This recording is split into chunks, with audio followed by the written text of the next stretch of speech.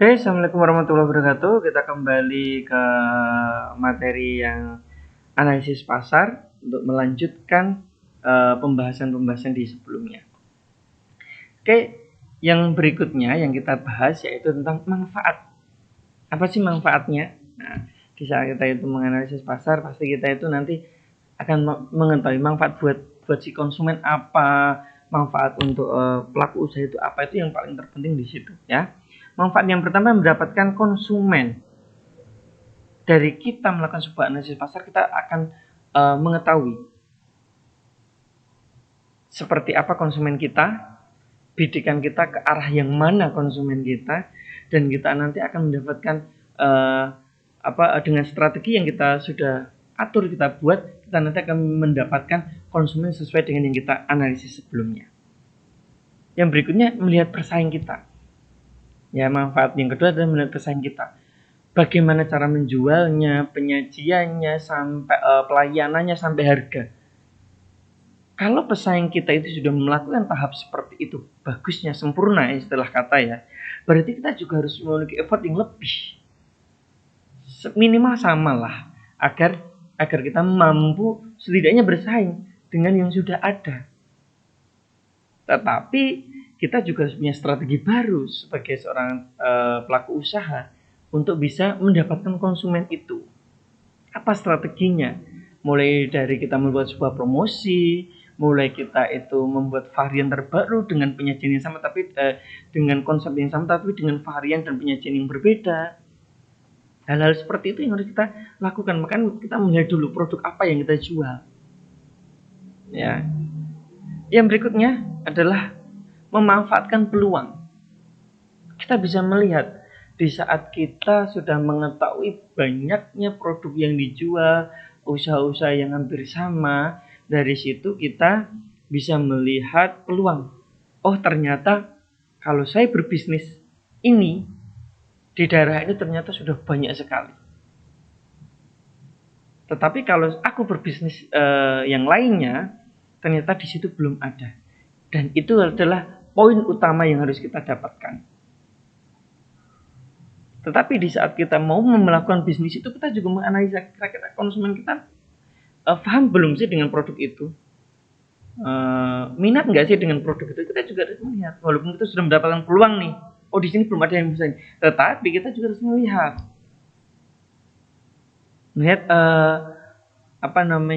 masyarakat seperti apa.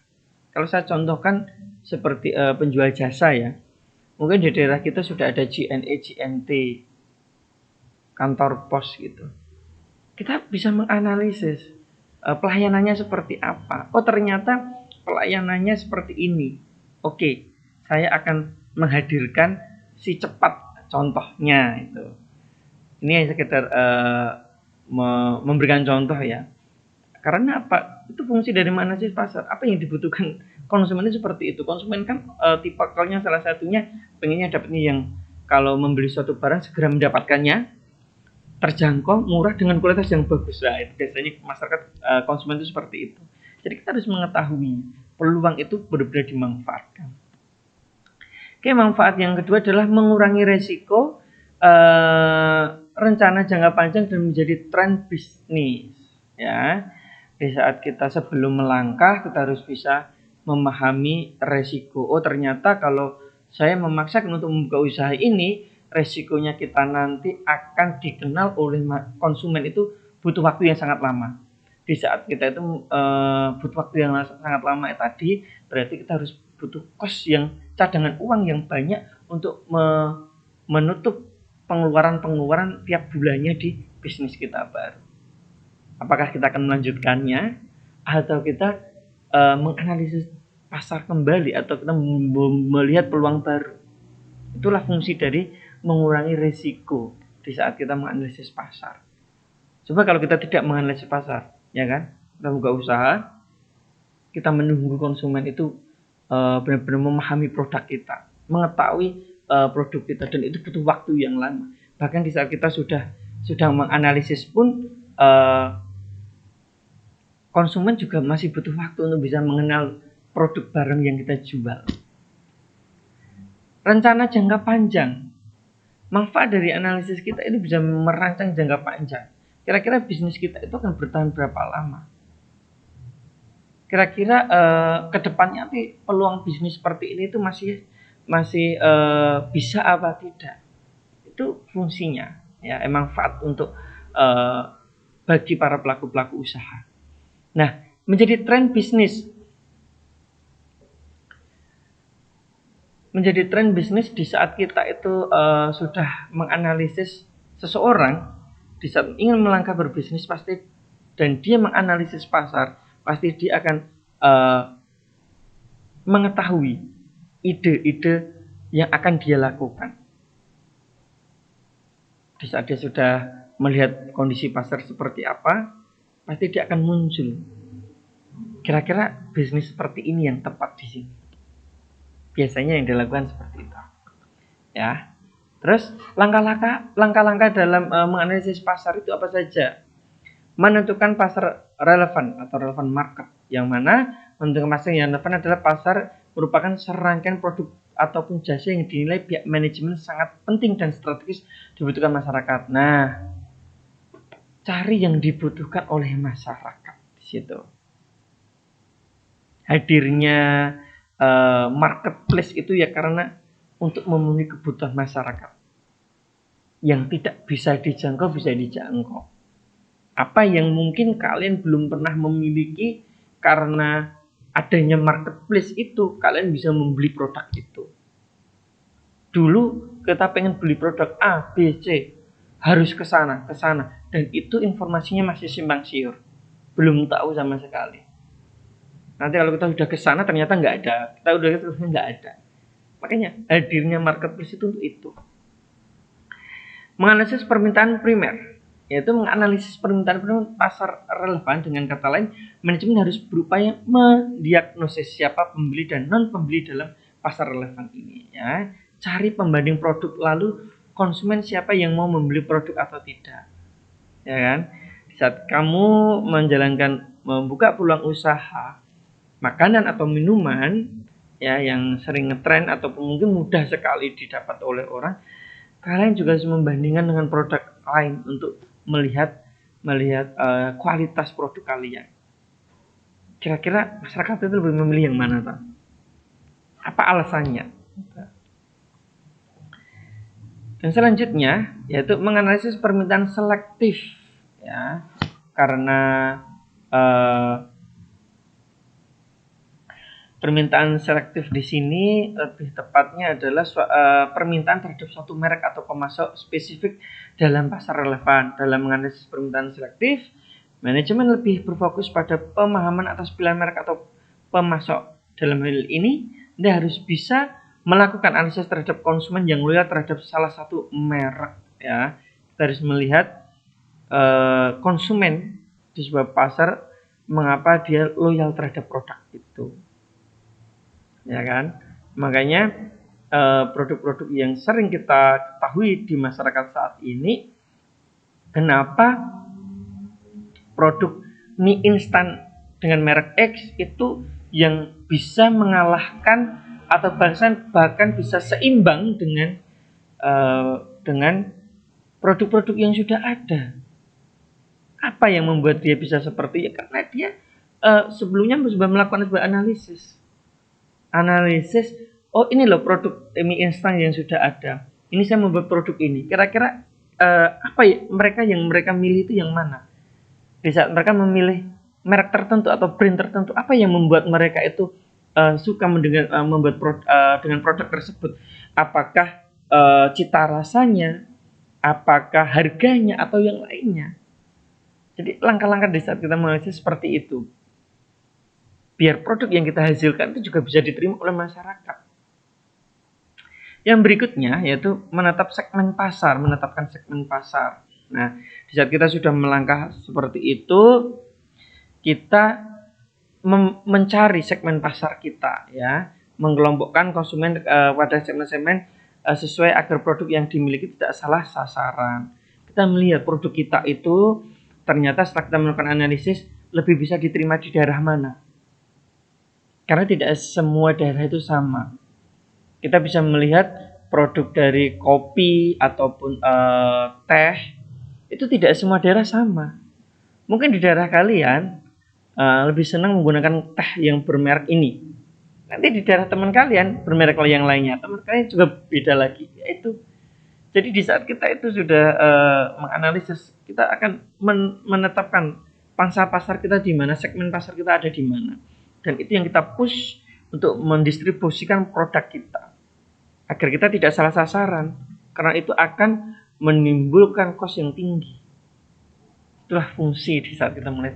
Jadi tidak asal kita membuka usaha atau memproduksi suatu barang, kita akan melihat kondisinya, pasar kayak apa.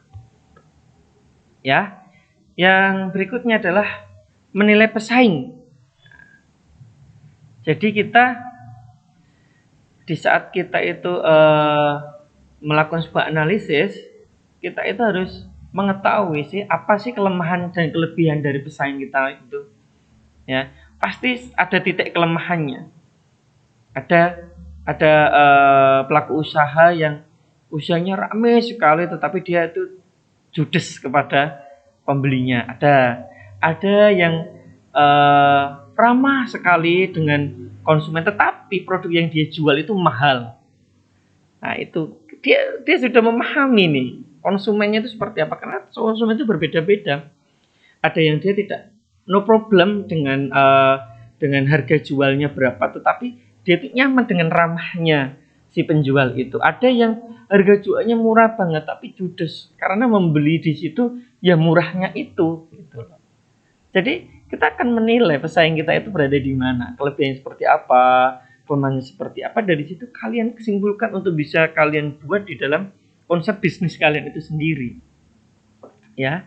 Yang berikutnya, identifikasi pasar sasaran potensial. Ya. Di situ kita akan melihat pasar kita itu berpotensi ada di mana. Dan kita membuat konsep atau kita melakukan sebuah kajian ataupun kita itu meyakinkan kepada konsumen agar mereka itu bisa loyal terhadap produk kita. Itu kita mengidentifikasinya seperti itu. Jadi agar bagaimana caranya agar konsumen itu benar-benar bisa loyal terhadap produk kamu. Makanya kita mengidentifikasi di tempat-tempat pasar potensial kita yang menjual produk kita itu yang lebih banyak dibandingkan daerah lain. Apa yang membuat mereka itu nyaman dengan produk kita, cocok dengan produk kita. Tuh, ya, saya contohkan lebih ke semacam mungkin yang tren saat ini seperti skincare. Karena skincare itu kan berkaitan dengan kulit konsumen ya. Jadi kita bisa menganalisis di situ pangsa pasar kita ada di mana. Oh, ada di sini. Menggunakan produknya ini lebih banyak di sini. Apa yang menyebabkan mereka itu ini menggunakan produk kita? Oh, ternyata cocok dengan kulitnya mereka. Jadi mungkin ada perubahan yang lebih baik atau bagus dengan mereka suka dengan produknya dan lain sebagainya. Dari situ kita bisa mengidentifikasi agar pelanggan itu benar-benar loyal dengan produk kita. Yang berikutnya, melihat animo permintaan pasar, ya. Jadi di saat produk kita itu baru terjun ke pasar, kita sebelum sudah menganalisis, kita akhirnya menentukan harga, biar ternyata ada beberapa daerah itu lebih